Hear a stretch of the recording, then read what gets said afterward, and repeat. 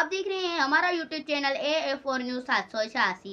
इस वक्त हमारे साथी अब्दुल फत्ताह उडो, आइए उनसे कुछ सवाल करते हैं। अब्दुल फत्ताह उडो, बताइए किसकी हुकूमत और किसकी जान को खतरा है? जी बिल्कुल अयान अली, अगर बात की जाए केपी के हुकूमत के बारे में और ख़ास करके मौलाना फजल रहमान के बारे में, तो आज हम उस पर बातचीत करेंगे। क्या उन ख़ास तौर पर मौलाना फजल रहमान जो जमीयत उलमा इस्लाम के सरबराह हैं, उनकी जान को ख़तरा है? ये अफवाहें भी फैल रही हैं। और दूसरी जानब क्या केपी के हुकूमत को भी ख़तरा है? क्या वो जा रही है? इस पर हम बातचीत करेंगे।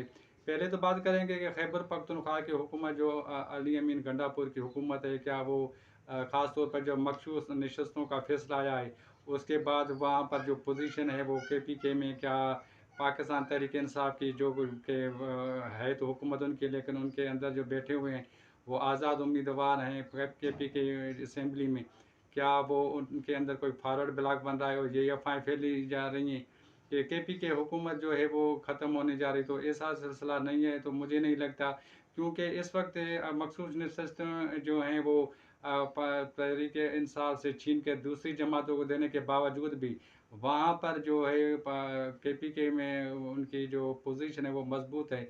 और मुझे नहीं लगता कि वहाँ पर जो उनके जो ख़ास करके तहरीक इंसाफ के नाम पर, ख़ास तौर पर इमरान खान के नाम पर जो वोट लेकर असेंबली में बैठे हैं, वो किसी किस्म का कोई फारवर्ड ब्लॉक बनाएंगे या कोई गद्दारी करेंगे या कोई जो ऐसी जो है हुकूमत गिराने की कोशिश करेंगे।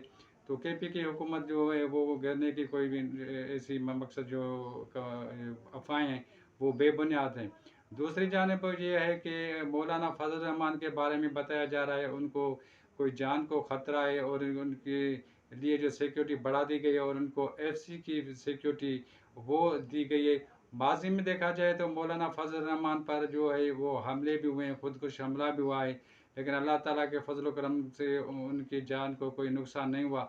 तो ये उनको जान को जो है ख़तरा तो पहले से मौजूद था, लेकिन इस वक्त बताया जा रहा है उनकी जान को ज़्यादा ख़तरा है, जिसकी वजह से उनके सिक्योरिटी के इंतजाम बेहतर किए जा रहे हैं और ज़्यादा किए जा रहे हैं। न सिर्फ वे वो बल्कि जो भी पार्टी लीडरान है, पार्टी सरबराहान है, उनकी सिक्योरिटी के इंतजाम पहले से जो है वो ज़्यादा किए गए हैं। दूसरी जानिब पाकिस्तान तहरीक इंसाफ की जानिब से जो मखसूस नशस्तों के फैसले के बाद और इमरान खान की रिहाई के बाद रिहाई न होने की वजह से उनकी जो रिहाई के हवाले से जो है ख़ास तौर पर मुहर्रम हराम जो 10 मुहर्रम आशूरा है, उसके बाद तहरीक चलाने की बात की जा रही है। तो ये क्या ये तहरीक कामयाब होगी? तो पाकिस्तान तहरीक इंसाफ के जो कारकुनान हैं वो काफ़ी हद तक मायूस भी हैं।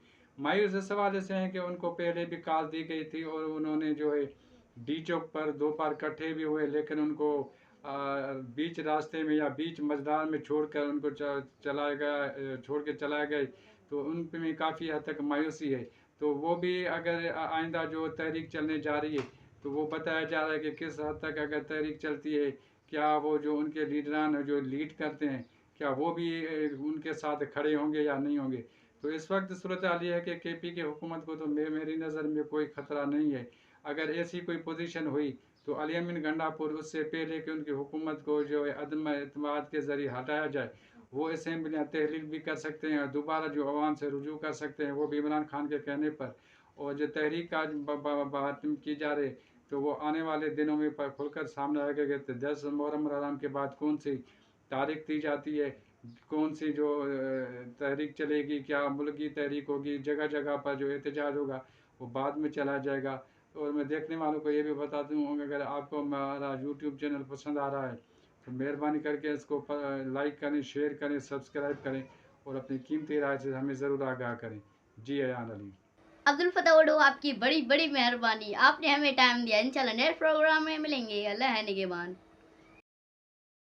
मज़ीद न्यूज़ एंड अपडेट्स के लिए इस चैनल को सब्सक्राइब करें।